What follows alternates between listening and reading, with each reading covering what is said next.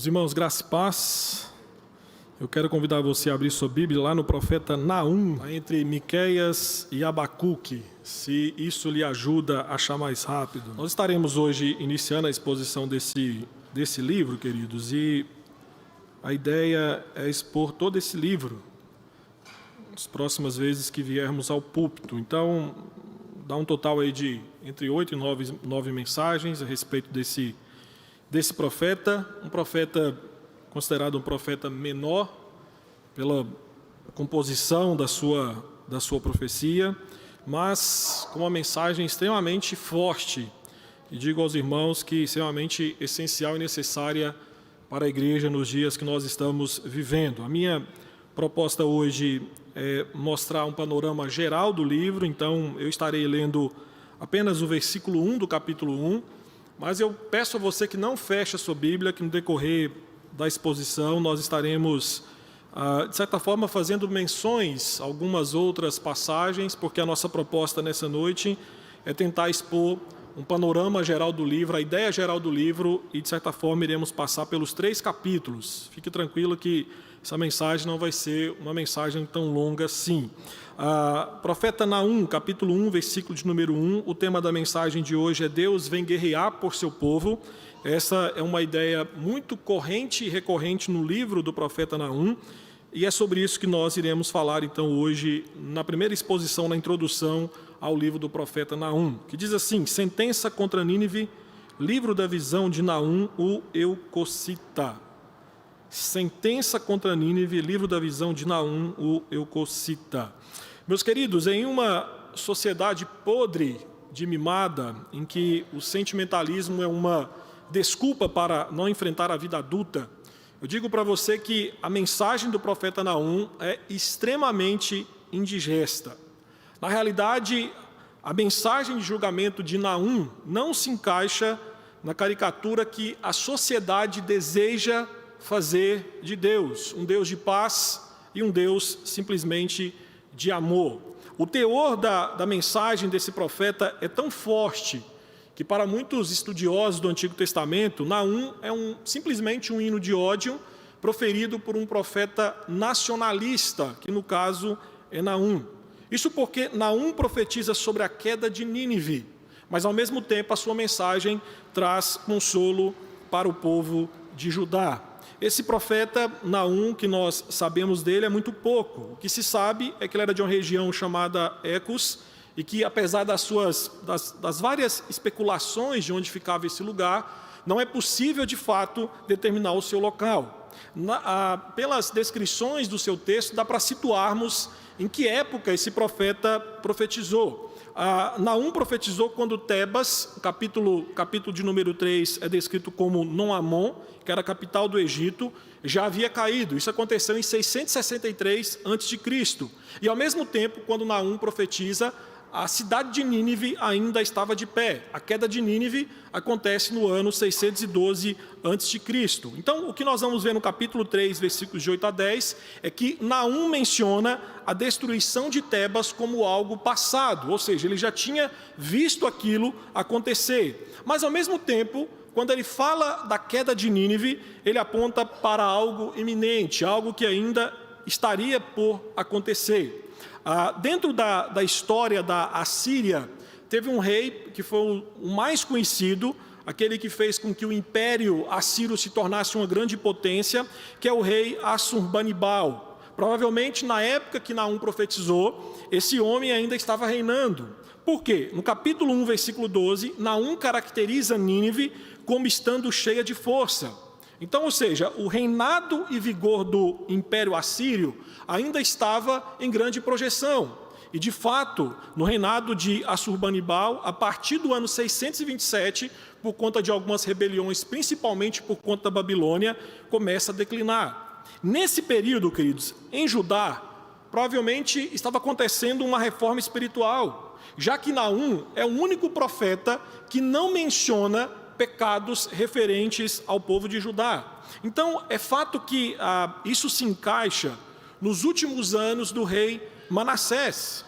Entre o ano 650 e 642, esse rei se empenhou em prol de uma reforma espiritual na nação de Judá. O que nós vamos ver então, queridos, é que Naum, de forma ousada, prega uma denúncia extremamente pesada contra os assírios, enquanto os assírios ainda era uma superpotência mundial. Então, pensando nos dias de hoje, a mensagem de Naum seria, ou é extremamente ou politicamente incorreta, porque pensando em quem era o império assírio, a mensagem de Naum poderia lhe custar a vida.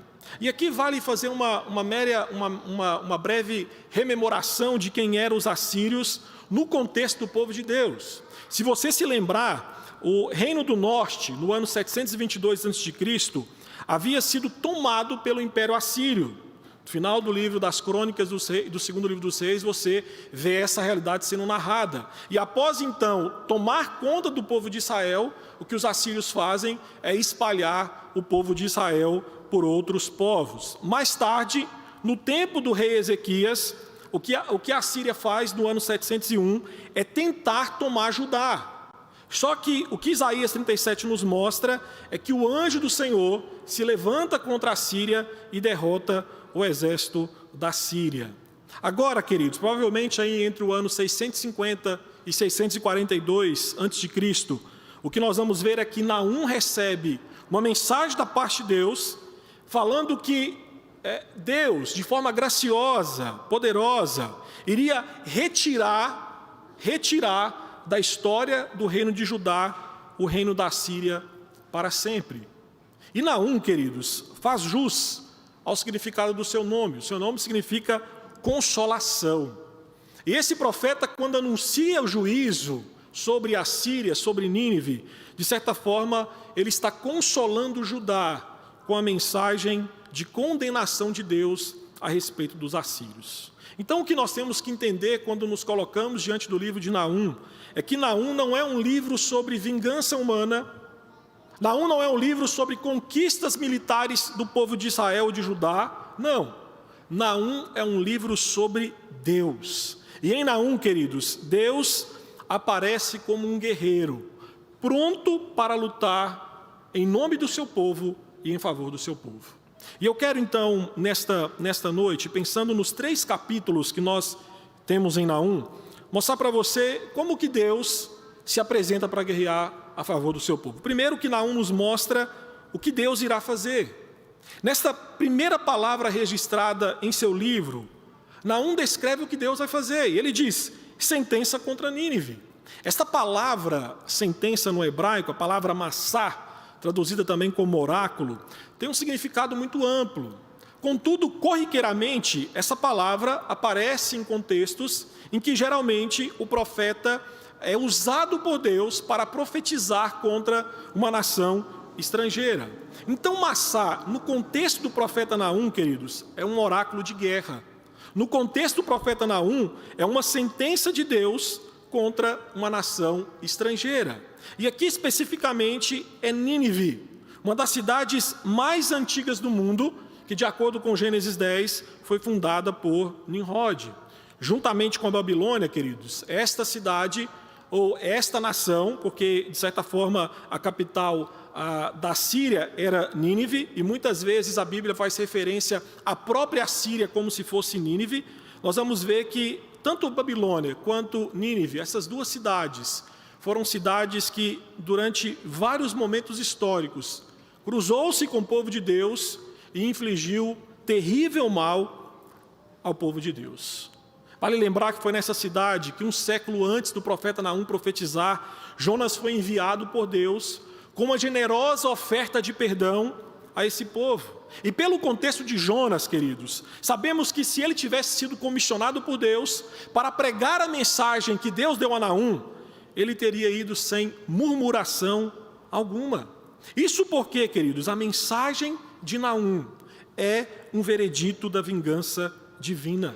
A mensagem de Naum aponta para a destruição de Nínive e livramento de Judá, como o capítulo 1, versículos 13 e 14 nos explica.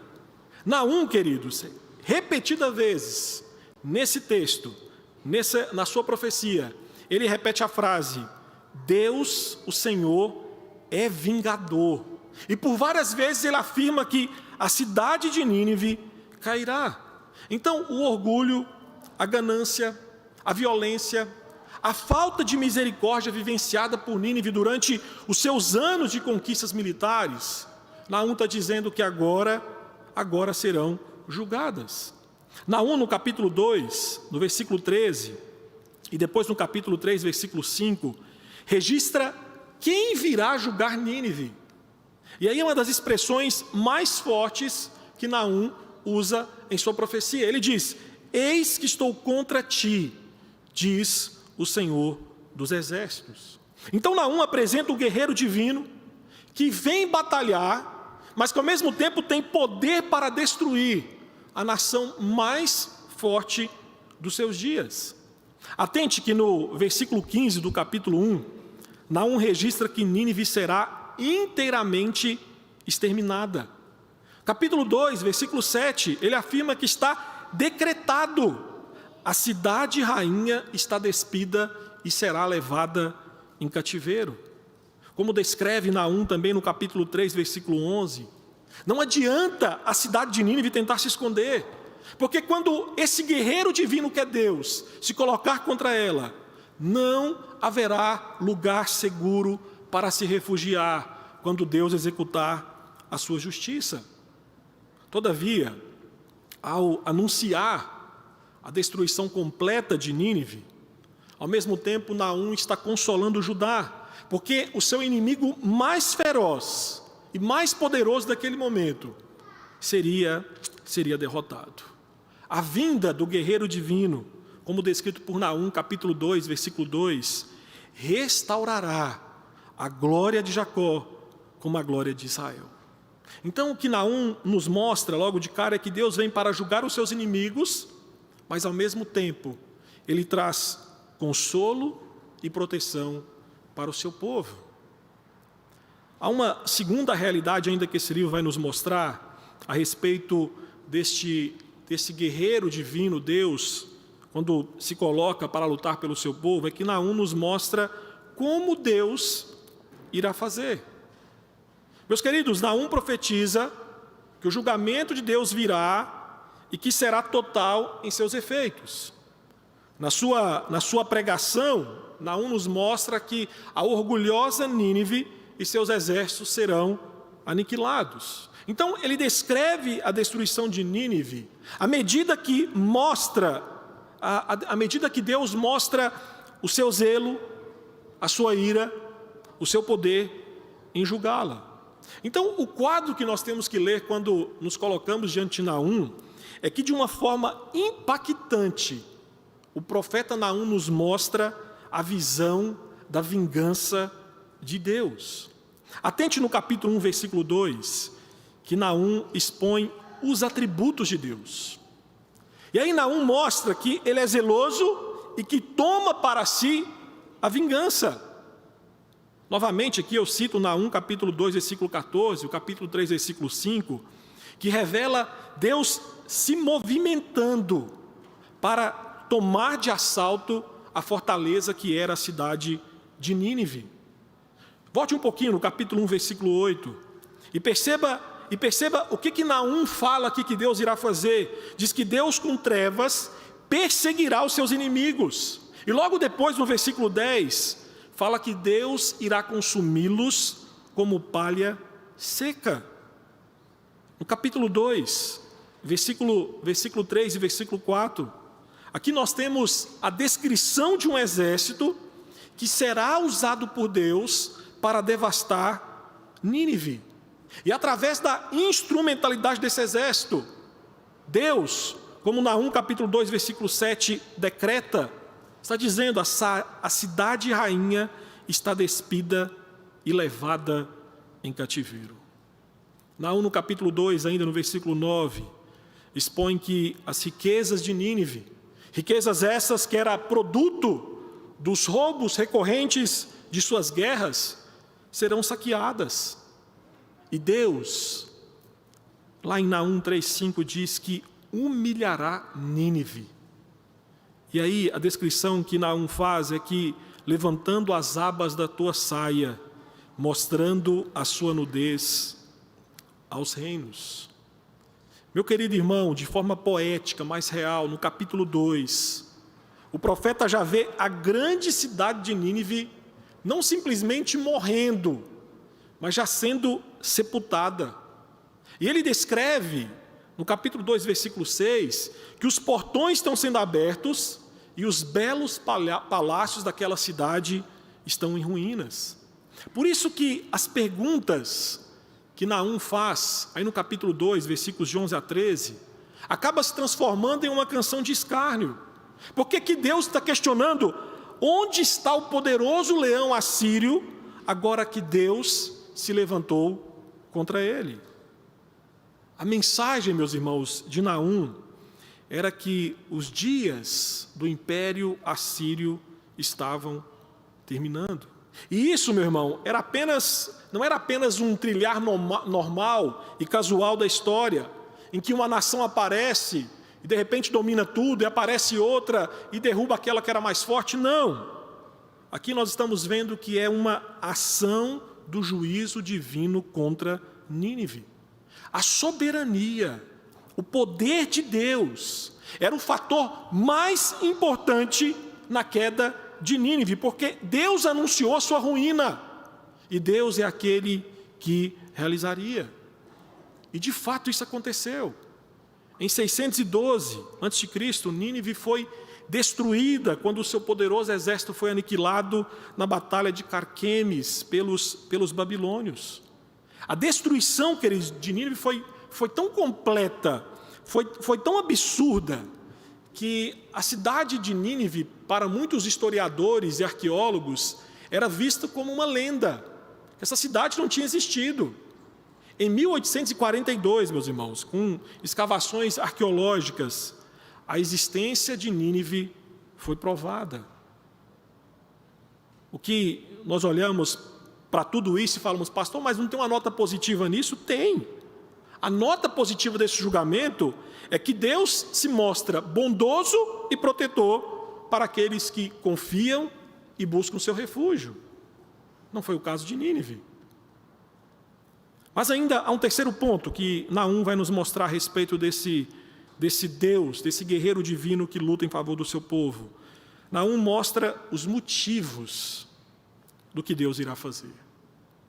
Meu querido, Naum apresenta as razões da destruição de Nínive, revelando Deus como um ser moral. Aqui então, o que Naum está mostrando é que Deus está aplicando o seu padrão moral contra o mal. Não importa quem seja o responsável. O profeta prega que a punição corresponde ao crime.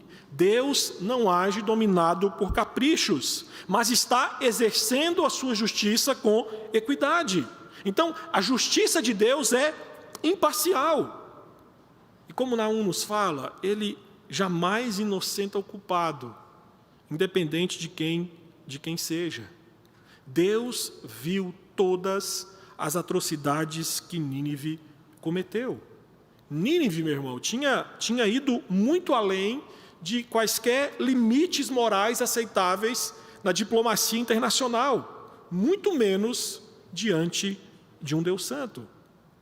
De acordo com Naum, capítulo 3, versículo 1, Nínive era uma cidade sanguinária, toda cheia de mentiras e de roubo, e que não solta a sua presa. Capítulo 3, versículo 4, Naum fala que essa cidade usava as nações como bens comerciais ou como meretrizes a serem pagas por seu amor e depois descartadas à vontade. Então, Naum declara que Nínive decretou a sua destruição por causa da sua corrupção moral, da sua violência às nações, do seu engano e da sua rejeição à pessoa de Deus. Nínive era o terror das nações, pela sua ferocidade e sua extrema crueldade no trato dos seus prisioneiros. Os reis assírios, meus irmãos, eram cruéis. Eles tinham o hábito de se vangloriar da maldade deles, e eles tinham o hábito de escrever isso que eles iam fazendo. Isso foi descoberto, né? Essas anotações que esses reis assírios faziam. E uma dessas anotações diz o seguinte, de um rei assírio: muitos prisioneiros queimei a fogo, a uns amputei as mãos e os dedos, outros cortei o nariz e as orelhas, a muitos vazei os olhos. Fiz um montão de vivos e um montão de cabeças, até as cabeças enfiadas em paus em torno da cidade. Queimei seus filhos no fogo, devastei a cidade, queimei-a no fogo, arrasei-a completamente. Esse era o grau de malignidade da nação assíria. Mas atente ainda no capítulo 1, versículo 11, que, como descrito por Naum, constantemente essa cidade arquitetava planos contra Deus e o seu povo. O seu rei, queridos, como Naum descreve, era um líder que arrogantemente se portava diante de Deus e das outras nações. Ele se sentia e era visto como um Deus.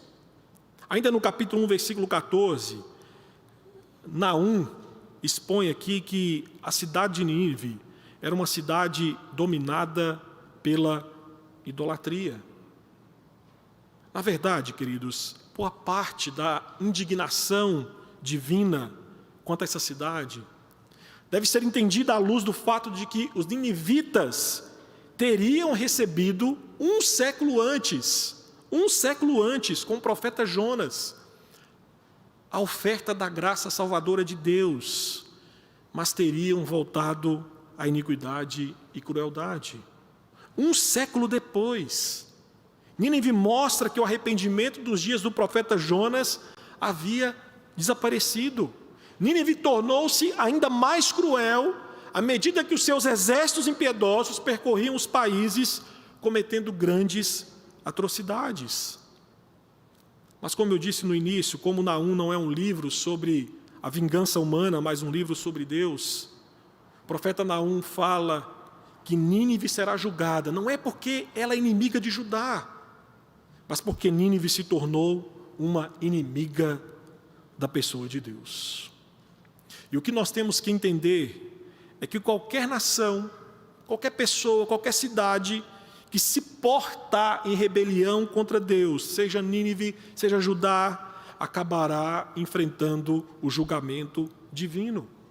O julgamento de Nínive, retido no dia do profeta Jonas, por causa do arrependimento dos ninivitas, Naum está dizendo, agora acontecerá.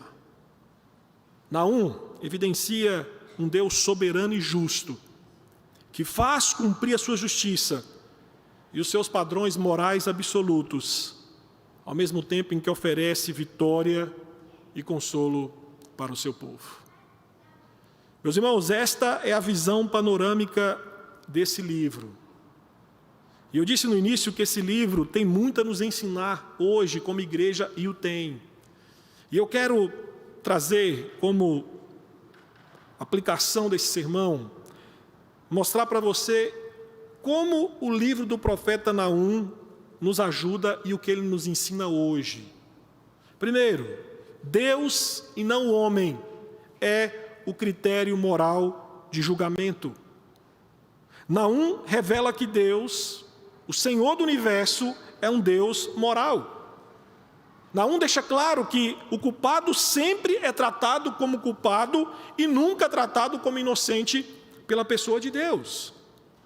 E aí eu vou dizer para você que por que essa mensagem é indigesta hoje? Por causa do sentimentalismo de hoje.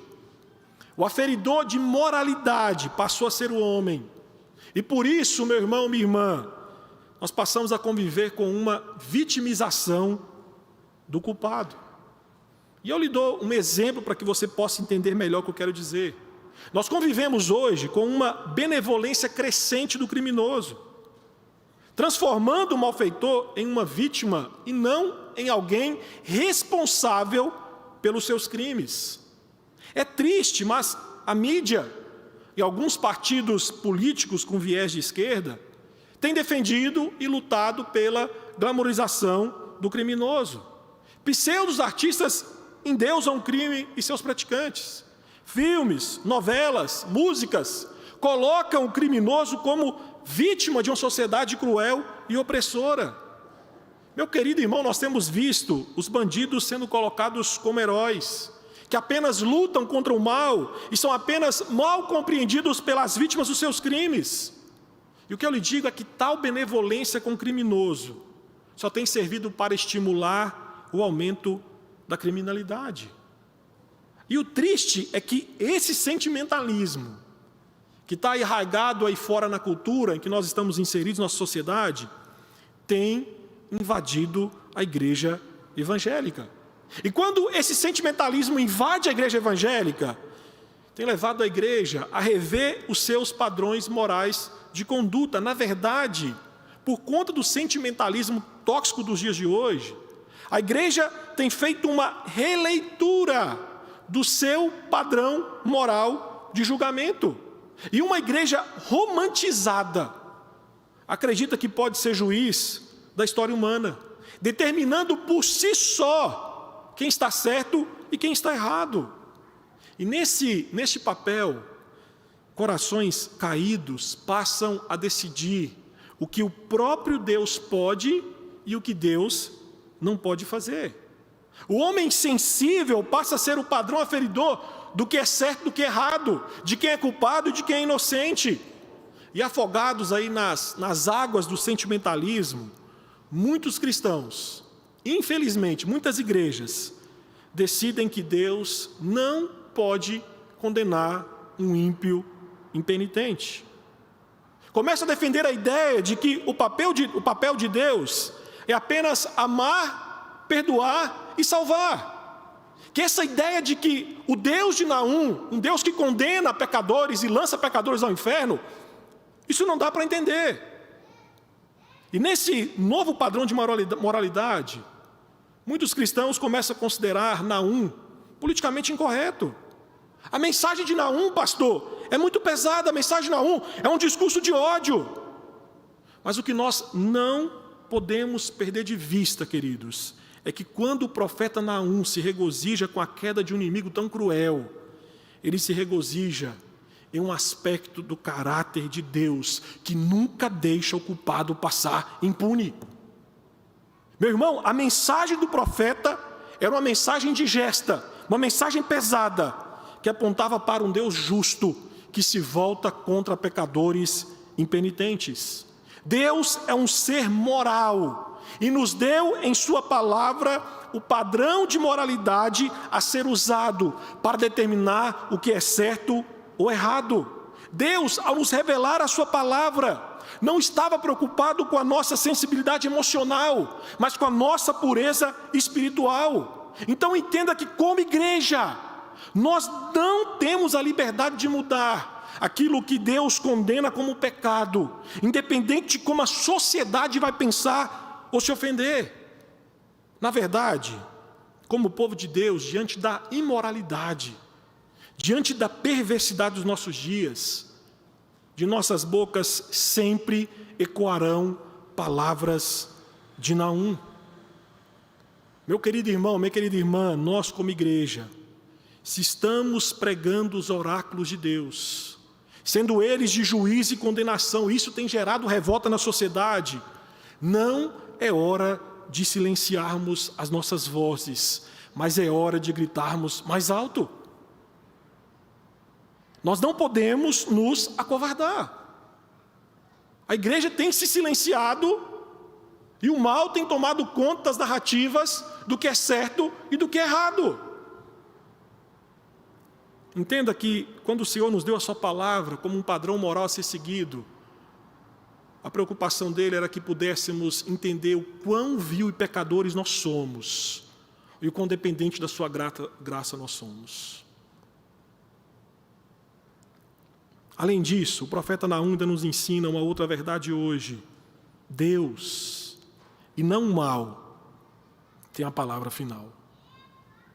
Naum, meus irmãos, nos lembra, assim como as ruínas de Nínive, que o próprio Deus, como governante supremo do cosmos, tem a palavra final.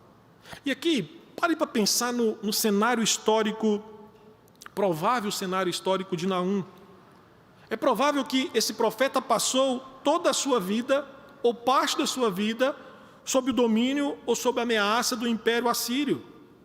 E mesmo assim, esse homem conservou a sua fé inabalável de que Deus julgaria o mal. Nínive, meus irmãos, não era apenas uma cidade comum para o profeta, nem a Síria era apenas outra civilização que estava em degeneração. Não. Elas representam um mal sobrenatural, final, que frustra e suprime os propósitos de Deus e, ao mesmo tempo, fere o povo de Deus. A sua derrota é um sinal da vitória de Deus e a base para a esperança de que este poder e justiça vence todo o mal. A destruição do Império Assírio é um indicador, bem como um ato introdutório, a destruição do império das trevas, que o Império Assírio representava e servia. Então, de certa forma, a mensagem de Naum se tornou um protótipo da destruição de todo o mal. De Nínive, a Alemanha nazista, ao final de todo o mal, como descrito em Apocalipse 18, em referência à queda da Babilônia. A mensagem de Naum, ela é essencial e atemporal. Porque, meus irmãos, o Senhor reina e tem a palavra final contra o mal. E isso consola e enche a igreja de esperança. Hoje, é fato, nós não enfrentamos uma Síria. Mas cá entre nós convivemos com o mal de uma forma tão intensa, ou até mesmo pior, do que nos dias da impiedosa Nínive.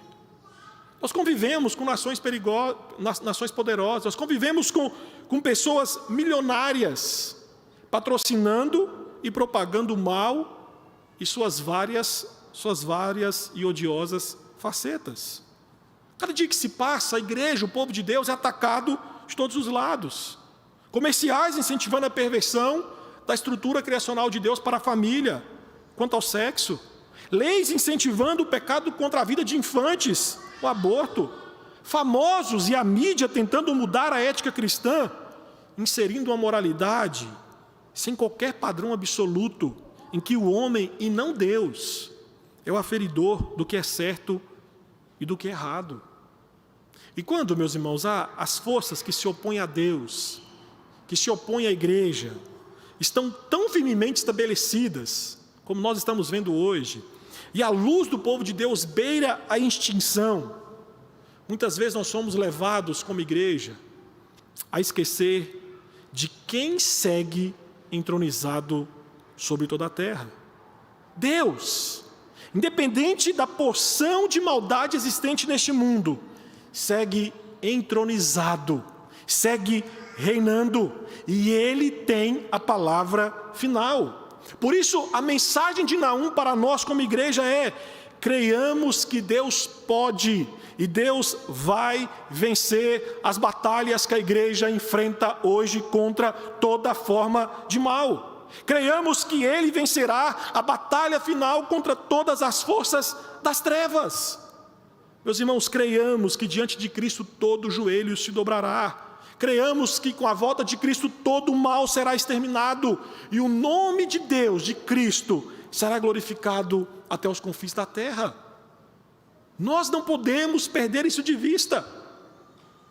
O trono do cosmos não está vazio.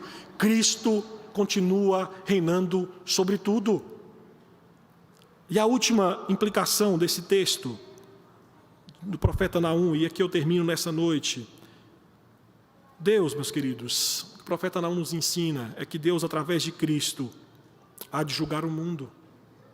Naum descreve em seu oráculo de guerra que Deus, como um guerreiro divino, liberta o seu povo e julga os seus inimigos. No livro de Naum, Deus afirma categoricamente: eis que eu estou contra ti, sou um Deus vingador e cheio de ira para com os meus inimigos. Esta descrição de Deus no Antigo Testamento antecipava a vinda de Jesus Cristo, cuja imagem muitas vezes surge como a de um guerreiro no Novo Testamento. A destruição do império, queridos, de um império tão brutal como o dos assírios, é um símbolo, é uma sombra do julgamento final que será realizado com a volta de Cristo. Apocalipse 19, 15, descreve Cristo em seu retorno como um homem de guerra. Sai da tua boca uma espada afiada, para com ela ferir as nações, e ele mesmo as regerá com cetro de ferro, e pessoalmente pisa o lagar do vinho do furor da ira do Deus Todo-Poderoso. Meu querido, ninguém conhece melhor a ira divina do que Jesus Cristo. Cristo a experimentou na crucificação em favor do seu povo. E Cristo, como aquele que experimentou a ira divina lá na cruz, também aplicará a sua ira divina sobre todos os ímpios. Por isso, quando o leão da tribo de Judá voltar e vindicar o seu direito de julgar e punir os seus inimigos, a ferocidade dos ímpios não existirá. Quando o leão da tribo de Judá der o seu rugido irado, a maldade dos homens se acovardará. Na volta do leão da tribo de Judá, aqueles que hoje rilham os dentes, aqueles que hoje cerram seus pulsos contra a pessoa de Deus, tentarão se esconder, clamarão por justiça, mas não adiantará, porque a sua sentença de condenação já está decretada. E assim como aconteceu com a cidade de Nínive, acontecerá com eles julgamento e punição por causa dos seus crimes espirituais. Por isso, atente bem para o que vou te dizer nesse momento. Atente bem. Creia que somente em Cristo a sentença divina, eis que eu estou contra ti, se transforma em eis que eu estou convosco. A única maneira de não estarmos em flagrante oposição a Deus, sendo seus inimigos, é através de Cristo. Meu irmão, em Cristo e somente através dele, Deus deixa de ser o nosso inimigo e se torna o nosso Pai Celestial que está conosco até a consumação dos séculos. Lá em Romanos capítulo 5, versículo 1 afirma que pela obra de Cristo nós temos paz com Deus. Hoje, através de Cristo, os termos de paz com Deus estão colocados na mesa. Não nos cabe negociar, apenas nos submeter a Ele. Por isso, por amor à sua eternidade, caso você olhe para esse tratado de paz que Cristo graciosamente lhe oferece e você decida rasgá-lo, recusá-lo, eu tenho uma notícia terrível para te falar para você. O que lhe resta é esperar que a ira divina derramada sobre Nínive o seja sobre a sua vida também. Por isso, meus irmãos, após ouvirmos a palavra do profeta Naum nessa noite, corramos para a rocha eterna, meu Jesus. E é isso que nós vamos fazer agora. Nós vamos cantar juntos como igreja o hino Rocha Eterna, número 136 do nosso cenário. E eu creio que você que está aqui, que você que vai cantar, você já se refugiou nessa rocha. Então cante mesmo. Cante, porque se não fosse essa rocha eterna, a ira de Deus derramada sobre Nínive, o seria também sobre nós. Mas porque estamos na rocha, Jesus Cristo, lá naquela cruz, a ira que cairia sobre nós, caiu sobre Ele para a nossa remissão. Cante.